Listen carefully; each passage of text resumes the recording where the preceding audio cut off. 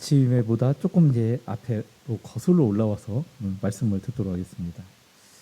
홍해 사건 이후에 이제 아말렉과의 전쟁에 대해서 아침에 들었는데 오늘 그 앞에 홍해 사건을 잠시 보도록 하겠습니다. 400년 동안 애굽에서 바로 밑에서 노예 생활, 종살이를 하던 이스라엘 백성들이 하나님의 큰 권능을 체험합니다.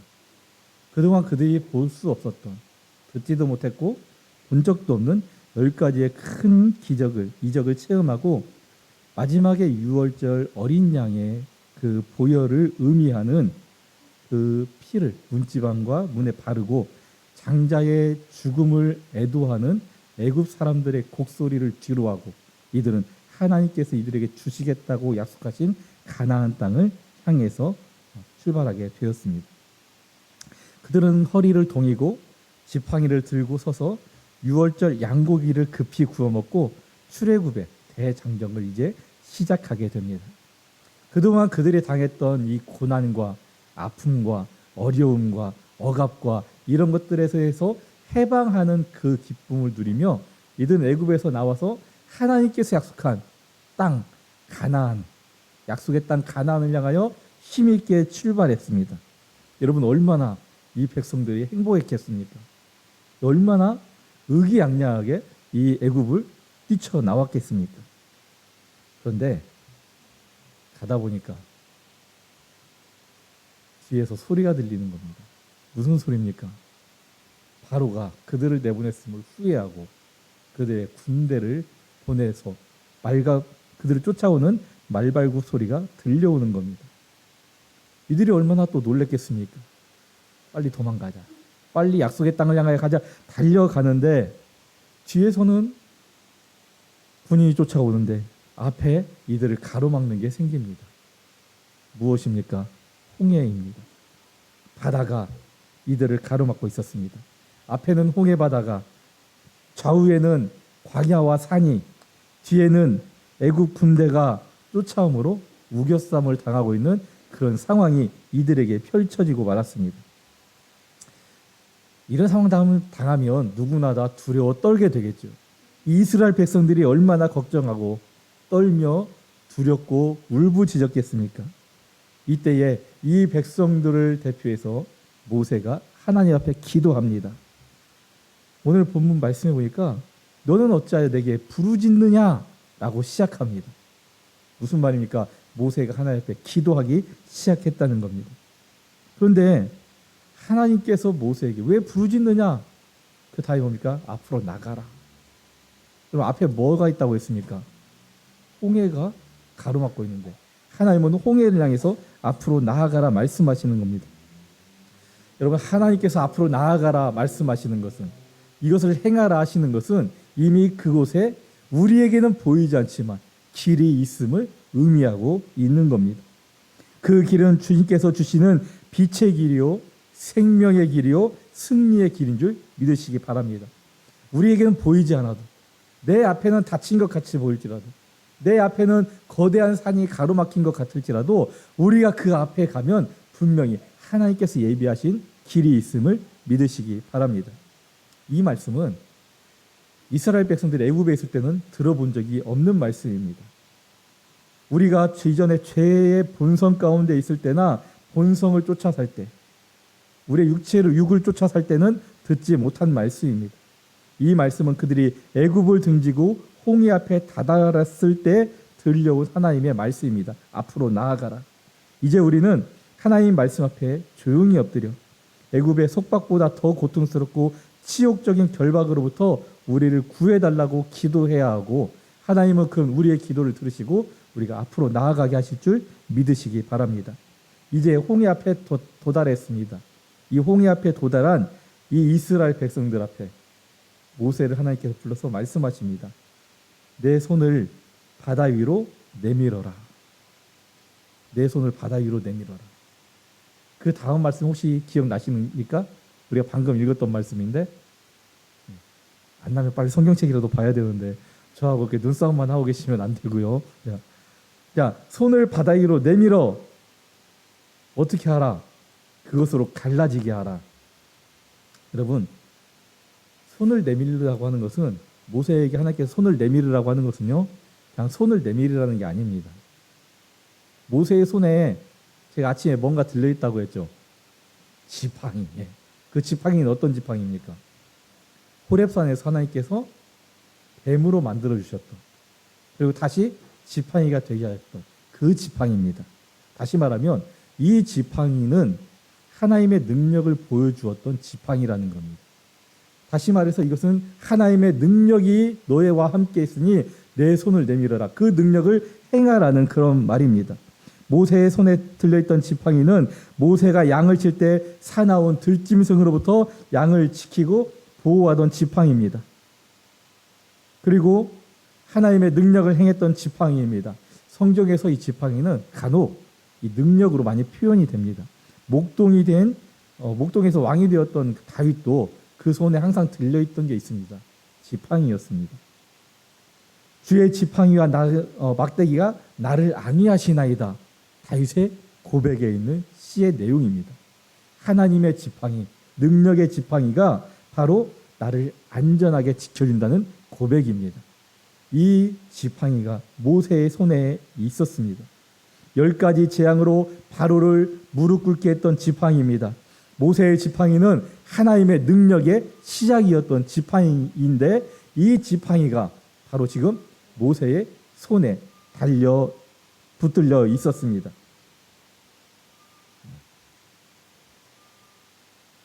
이 지팡이가 애굽에 있을 때 한 번 기적을 행할 때마다 어떤 일이 일어났습니까? 역사가 바뀌는 일이 일어났습니다. 자, 보세요. 한 번 번쩍 들렸던 지팡이는 어떤 때는 천둥과 우박을 내리고, 어떤 때는 나일강을 피로 물들이기도 하고, 또 반대로 이것을 회복시키기도 했습니다. 개구리가 올라오기도 하고, 별 이적을 다 보입니다. 그리고 마지막에 무슨 이적을 보였습니까? 흑암이라는 그런 역사를 보였습니다. 이 지팡이는 이제 400년 동안 하나님을 잊어버리고 종살이 하던 이스라엘 백성들을 이끌어냈고요. 지금 이 홍해 바다 앞에서 하나님께서 이 손에 있는 지팡이를 내밀어서 바다를 가르라 말씀하고 있습니다. 여러분, 바다는 무엇을 의미합니까? 이스라엘 백성들에게 지금 바다는 문제입니다. 큰 고통입니다. 아픔입니다. 앞에는 홍해바다, 옆에는 숨을 곳 없는 광야, 뒤에는 애국 군대 사면초가에서 하나님은 바다를 향해 손을 내밀라 말씀하십니다. 군대가 쫓아오는데 맞서 싸울 군대를 조직하는 것도 아니고 무기를 준비하는 것도 아니고 단지 손을 내밀어라 말씀하십니다. 우리가 하나님의 말씀에 순종하면, 하나님이 말씀하실 때요, 이 말씀에 순종하면 문제는 계속 내 거예요. 하지만 하나님께서 책임지십니다. 하지만 우리가 불순종하면 문제도 내 거고 책임도 내가 져야 합니다. 우리가 이 원리를 잘 알아야 합니다. 죄의 짐, 인생의 짐, 질병의 짐, 내 삶의 어떤 실패의 짐, 우리가 가지고 있는 모든 문제를 주님 앞에 내어놓고 하나님께서 말씀하실 때에 순종하면 하나님께서 책임져 주시고 우리로 하여금 피할 길을 열어주심을 믿으시기 바랍니다. 이 손은 우리가 순종만 하면 우리 앞을 가로막고 있는 모든 문제를 갈라지게 하는, 우리로 하여금 피하게 만드는 그 손인 줄 믿으시기 바랍니다. 또 하나, 이제 내미는 손, 하나님께서 내밀라 하신 손은 하나님의 능력을 붙잡은 손이라는 것을 말씀하고 있습니다. 21절 말씀입니다. 안 나오면 성경 보고 같이 읽어보겠습니다. 모세가 바다 위로 손을 내어민데 여호와께서 큰 동풍으로 밤새도록 바닷물을 물러가게 하시니 물이 갈라져 바다가 마른 땅이 된지라. 모세가 손을 내밀 때 어떤 일이 일어났습니까? 밤새도록 동풍이 불었습니다. 바다를 향해서 손을 내밀려고 할 때 사람들은 무엇을 봅니까? 바다를 보겠죠. 모세의 손 아니면 바다를 볼 겁니다. 근데 손을 내밀 때에 어떤 일이 일어납니까? 그들이 생각하지 않았던 동풍을 하나님께서 불어오게 하셨다는 겁니다. 우리는 우리가 생각하는 것 이상으로 하나님께서 역사하심을 알아야 합니다. 우리가 보는 거 말고 하나님은 우리가 볼 수 없는 것까지 보시고 우리가 생각하지 못한 것까지 하나님께서 들어 사용하셔서 하나님의 역사를 이루어 가시는데, 하나님 말씀에 순종하면, 우리가 하나님 말씀에 순종해서 우리 손을 내밀면 하나님은 우리의 손을 붙잡으시고 우리의 손을 통하여 하나님의 능력을 행해 주십니다. 동풍이 불어와서 바닷물이 갈라졌습니다. 그리고 육지처럼 말랐습니다. 여러분, 이스라엘 땅의 동풍이라고 하는 것은요, 이 지중해의 동쪽을 얘기하는 겁니다. 지중해의 동쪽 땅은 어떤 땅이냐? 광야하고 사막입니다. 다시 말하면 바람이 매우 건조하고 또 기온도 굉장히 높은 바람입니다. 이 바람이 불어와서 바다를 가르고 그 땅을 순식간에 말릴 수 있는 바람이라는 겁니다. 이것이 하나님의 능력입니다. 사람이 생각하지 못했던 것을 들어 사용하시고 사람이 생각하지 못했던 것을 하나님께서 이루심을 보여주시는 하나님의 능력. 이것이 바로 어디에 달려 있습니까? 하나님께 달려 있습니다. 하나님 말씀에 순종하는 우리의 손에 달려 있습니다. 만물을 다스리고 주장하시는 자연의 법칙과 원리가 있습니다. 이 세상에 우리가 보는 자연의 원리가 있잖아요. 물은 위에서 아래로 흐른다. 그렇잖아요. 아래에서 위로 흐르는 물 보았습니까? 없습니다. 그런 것처럼 자연의 법칙이 있는 거죠. 물은 갈라놓을 수 있습니까? 없습니까? 없습니다. 그래서 불가능한 것을 표현하는 말 중에 칼로 물베기라는 게 있잖아요. 부부싸움은 뭐 칼로 물베기다 하면서 이루어질 수 없는, 나타날 수 없는 현상을 표현하는 말입니다. 그런데 하나님의 능력은 이 홍해를 쫙 갈라놓았습니다. 물은 또 쌓을 수가 없습니다. 벽처럼 만들 수가 없습니다. 물 자체로는 안 됩니다. 그러나 하나님의 능력은 홍해 물을 벽처럼 쌓아 놓으셨습니다. 이것이 하나님의 능력입니다.